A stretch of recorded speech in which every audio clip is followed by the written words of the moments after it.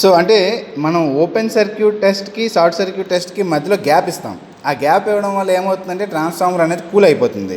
So OC test చేసేటప్పుడు rise అయిన temperature ఏదైతే ఉందో గ్యాప్ ఇచ్చి మళ్ళీ షార్ట్ సర్క్యూట్ టెస్ట్ చేసేటప్పుడు కూల్ అయిపోయి జీరోకి వచ్చి మళ్ళీ జీరో నుంచి టెంపరేచర్ రైజ్ అవ్వడం స్టార్ట్ అవుతుంది. అంటే ఏంటి, మనకి టెంపరేచర్ వల్ల వచ్చే లాసెస్ ఏవైతే ఉన్నాయో వాటిని open circuit and short circuit టెస్ట్లో మనం సరిగ్గా మెజర్ చేయలేకపోతున్నాము. అంటే ఏం చేయాలి, ఓపెన్ సర్క్యూట్ టెస్ట్ చేసిన తర్వాత ట్రాన్స్ఫార్మర్ రన్నింగ్లో ఉండగానే మనం షార్ట్ సర్క్యూట్ టెస్ట్ చేయాలి. అది మన అల్టిమేట్ టార్గెట్.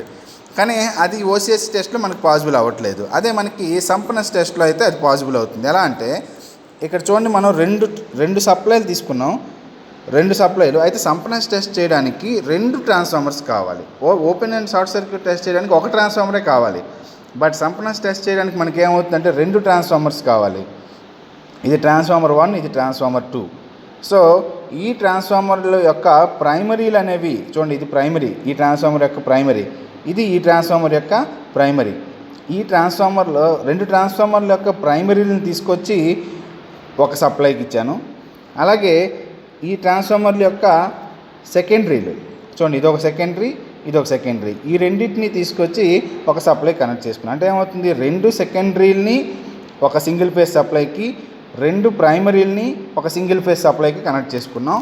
సో మనం రెండు ప్రైమరీలని ఇక్కడ నేను ప్యారల్లో కనెక్ట్ చేసుకున్నాను. చూడండి, ఇలా సర్క్యూట్ వచ్చిన తర్వాత ఇలా ఉంది, ఇలా ఉంది.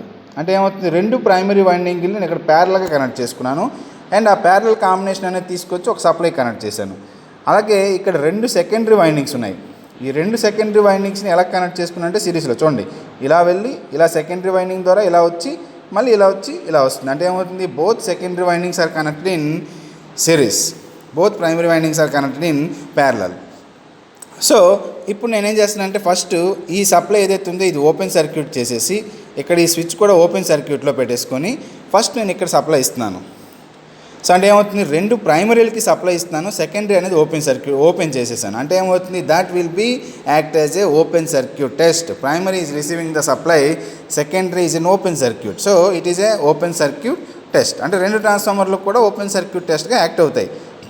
ఈ వేరియక్ని ఇంతకుముందు ఓపెన్ సర్క్యూట్లో చేసినట్టే ఈ వేరియక్ని వేరీ చేసి ఈ వోల్ట్ మీటర్లో రేటెడ్ వోల్టేజ్ పెట్టుకొని ఈ కరెంట్ వాల్యూ, ఈ వాట్ మీటర్ వాల్యూ నోట్ చేసుకుంటాం. This watt meter will indicates the constant losses of this two transformers.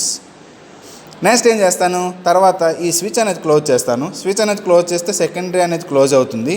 Secondary అనేది క్లోజ్ అయిన తర్వాత ఇక్కడ కూడా స్విచ్ని క్లోజ్ చేస్తాను. స్విచ్ని క్లోజ్ చేసిన తర్వాత ఆల్రెడీ ప్రైమరీలో సప్లై అనేది ఉంది, అగైన్ నేను సెకండరీకి సప్లై ఇస్తున్నాను. సెకండరీ అనేది ఇలా షార్ట్ అయింది కాబట్టి నేనేం చేస్తానంటే ఇక్కడ వేరియక్ని వేరీ చేస్తే కరెంట్ అనేది ఫ్లో అవుతుంది, వోల్ట్ మీటర్ కూడా వేరీ అవుతుంది. రేటెడ్ కరెంట్ వచ్చేంత వరకు నేను తీసుకున్న తర్వాత రేటెడ్ కరెంట్ వచ్చేంత వరకు ఈ వేరియక్ని వేరీ చేసి ఈ వాట్ మీటర్, ఈ వోల్ట్ మీటర్ రీడింగ్స్ నోట్ చేసుకుంటాను. This watt meter will indicates the constant losses, this voltmeter will indicates the short circuit voltage, this ammeter will indicates the short circuit current. ఈ volt meter open circuit వోల్టేజ్ని indicate చేస్తుంది, ఈ ammeter open circuit కరెంట్ని indicate చేస్తుంది, ఈ watt meter constant లాస్ని indicate చేస్తుంది.